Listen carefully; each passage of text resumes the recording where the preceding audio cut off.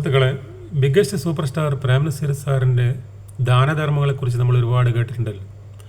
നമ്മൾ അറിയാത്ത എത്രയോ ദാനധർമ്മങ്ങൾ വേറെയുണ്ട്. നസീർ സാർ വലതേ കൊടുക്കുന്ന ഇടതേ അറിയാത്ത അങ്ങനെയാണ് പൈസ കൊടുക്കാറുള്ളത്.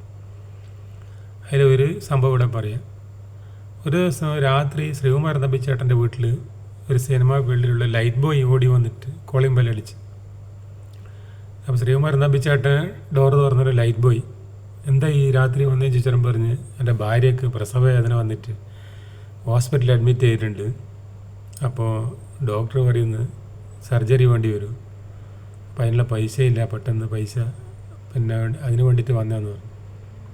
അപ്പോൾ ശ്രീകുമാർ നമ്പിച്ചേട്ടൻ പറഞ്ഞ്, എൻ്റെ പൈസ എല്ലാം ബാങ്കിലാണ് ഉള്ളത്, വീട്ടിൽ പൈസ അങ്ങനെ സൂക്ഷിക്കൂലല്ലോ.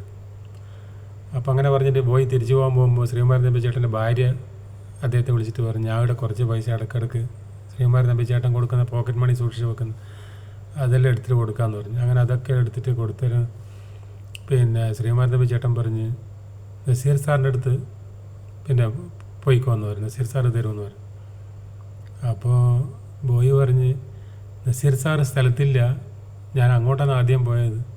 അപ്പോൾ നസീർ സാർ സ്ഥലത്തില്ലാത്തതുകൊണ്ട് ഇങ്ങോട്ട് വന്നത്, കഴിഞ്ഞ പ്രസവത്തിന് നസീർ സാറാണ് സഹായിച്ചത്.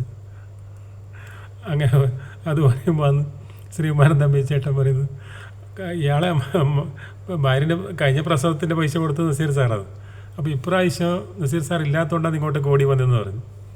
അതാണ് നമ്മുടെ നസീർ സാർ. ഓക്കെ.